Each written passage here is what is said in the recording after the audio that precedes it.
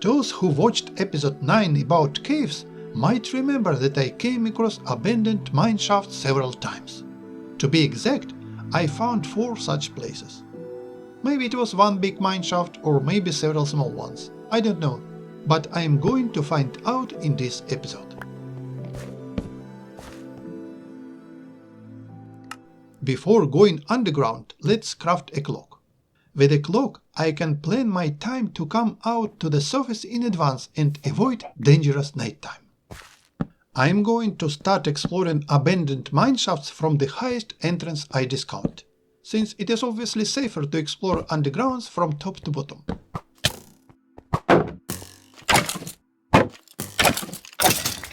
I think it makes sense to block the entrances to unexplored paths, so that no one accidentally sneaks up from behind and scares the hell out of you. There are so many rails on the floor. Since I'm going to build a long railroad in this game, the rails will be very useful to me. I wonder, can you break the rails with your bare hand? Yeah, but it seems to be much slower. The room with pillars is a crossroads, and the first thing I do is block the passages for safety. And look, it connects passages at different levels. You need to be careful here so that no one jumps down on your head. How do you explore abandoned mineshafts? As for me, I prefer to completely clear the passages of wooden pillars and even knock down the rocks hanging from the ceiling. Firstly, for the resources. Wooden planks and fences will always find use. And secondly, to make clear which part of the mineshaft I've already explored. Oh, something strange! And the end of this passage. Looks like there is an exit to the surface.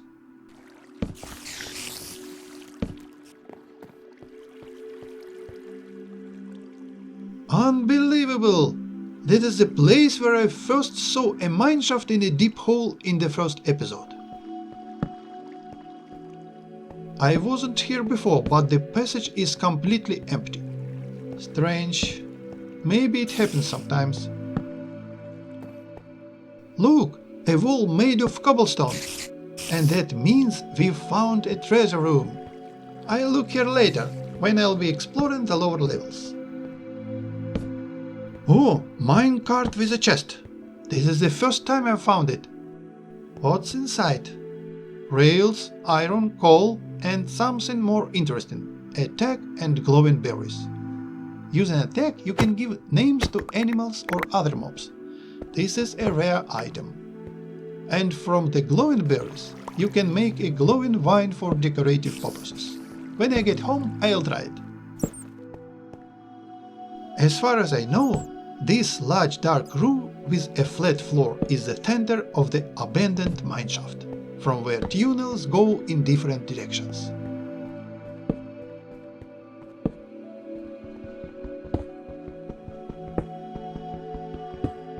Oh my god! Very frightening! Sometimes you mine yourself some useful resources and suddenly there is a hole in the floor gaping with darkness and bottomless depths. Put a jack-o'-lantern here to remember this place. Is it the cave I've already explored? Wonderful! Such way when different independent caves are gradually connected together into a large system. I feel the joy of a discoverer. Why is there so much copper here? Perhaps I have stumbled upon an ore vein. Indeed, copper ore is everywhere, and even a block of raw copper.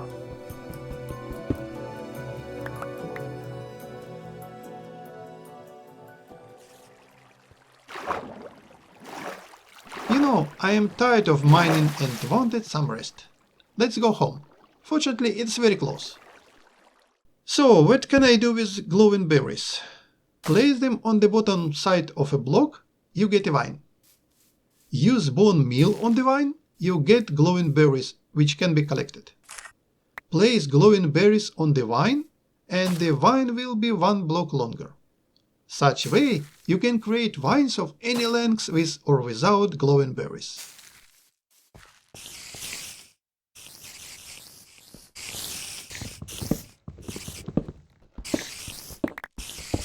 Here you are, cave spiders!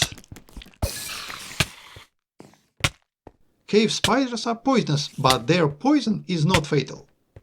In the worst case, the health level will drop to the one point, that is to half a heart. To stop spawning, it is not all necessary to destroy the spawner. Just light up the area around the spawner, for example while placing several torches around it, and the spiders will no longer appear.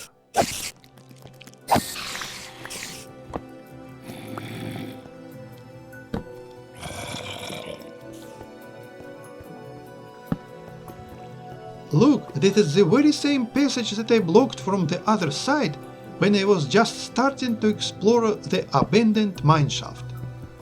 You never know where this labyrinth of passages will lead. That's why next time I brought a map with me so that I could more or less imagine my current location.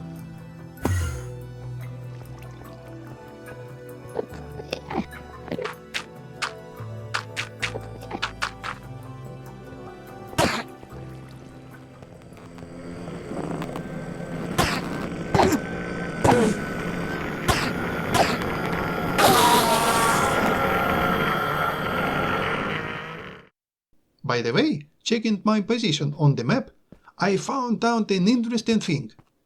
It turns out that the farthest part of the mine extends all the way to the sea and goes under the seabed. Maybe later I'll try to dig a passage to the water. It shouldn't be difficult.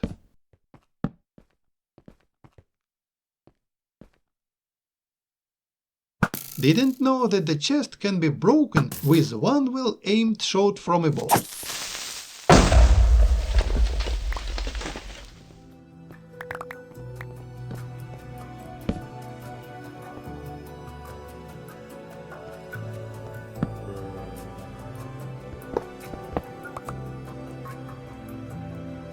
Watermelon seeds!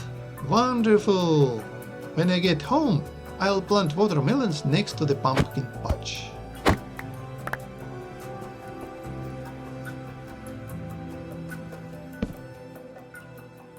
Two diamonds! Very valuable considering that I didn't have a single diamond before now. And here's another chest, this time with lapis lazuli.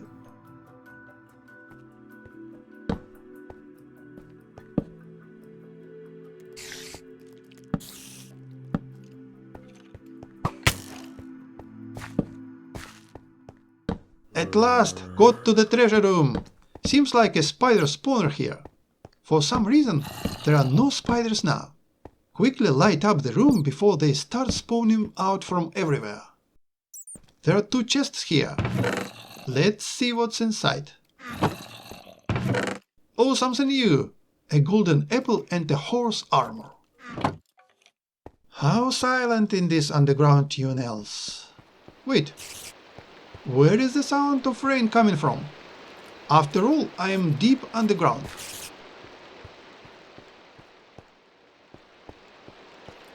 Let's look at the map. Okay, I remember this location. Now go to the surface and try to find this place from above. Here. As expected, I found a deep and completely vertical well here. How didn't I notice it before? I was lucky that I didn't accidentally fall into it when I was exploring the surroundings. I expect that digging a few blocks down leads me into the mineshaft. Let's see.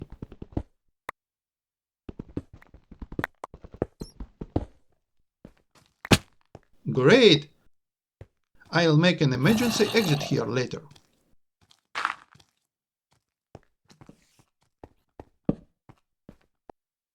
Found the chest with diamonds again.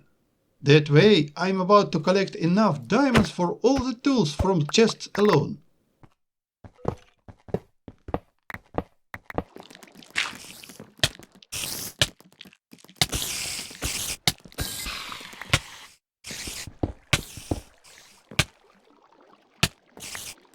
To break webs, I use the stone sword only. I think breaking webs with a diamond sword is very wasteful.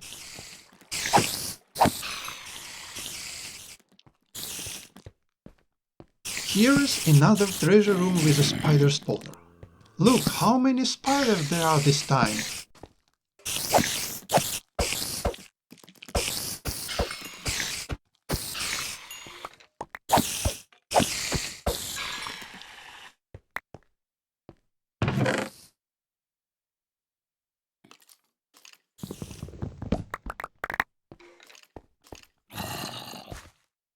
Got home for another break.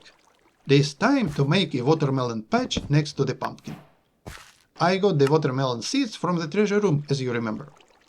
When I find potatoes, I'll have a full set of plants for survival. Back to mineshafts. This time I ride a donkey with a chest, into which I'll later load items in order to carry more at once. Wonder, is it worth it? I could just go home twice and not bother.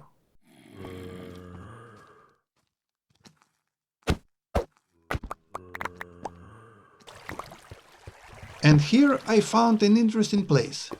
Lava under the railway tracks. I think there was something like this in some movie.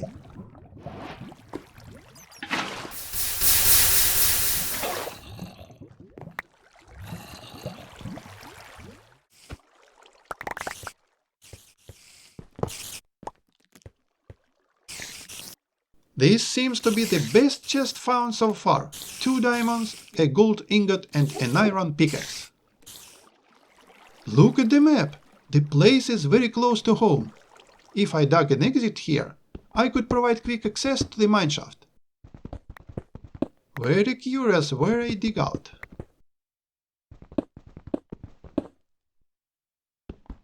Nice! This is the bottom of a narrow crevice that I had already explored earlier. Lucky!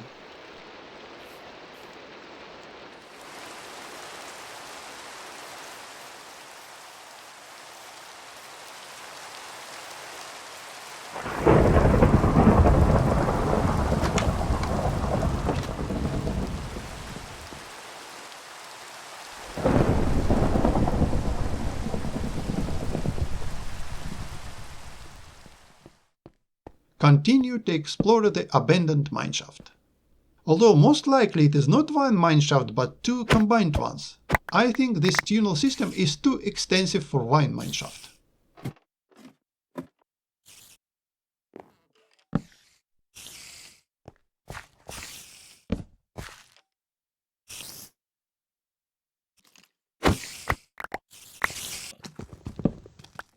Why so many zombies here? There must be a zombie spawner somewhere nearby. That's it. This is like a natural zombie farm.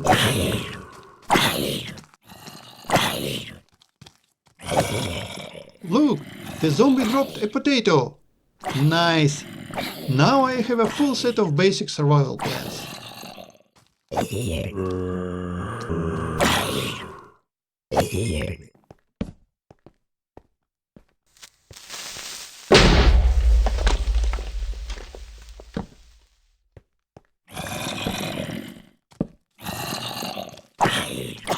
It's funny to see zombies stuck in webs.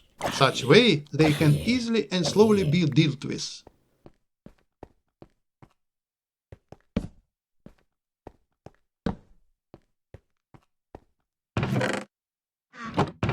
And in one of the chests I found a music record with my favorite melody. When I get home, I'll craft a jukebox. What do you think is special about this part of the abandoned mineshaft? This is the last unexplored corridor.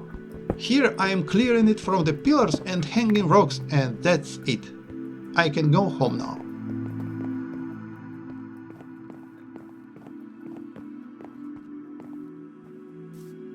By the way, I put all items I got from these mineshafts in separate chests without mixing them with other items, so we can count the loot accurately. 2,600 oak planks and about the same amount of fences. Almost 1,000 rails. 15 minecarts with a chest.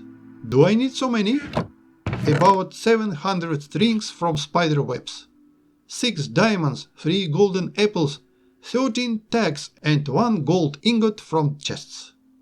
and countless amount of coal, iron and copper mined directly from the walls of the tunnels.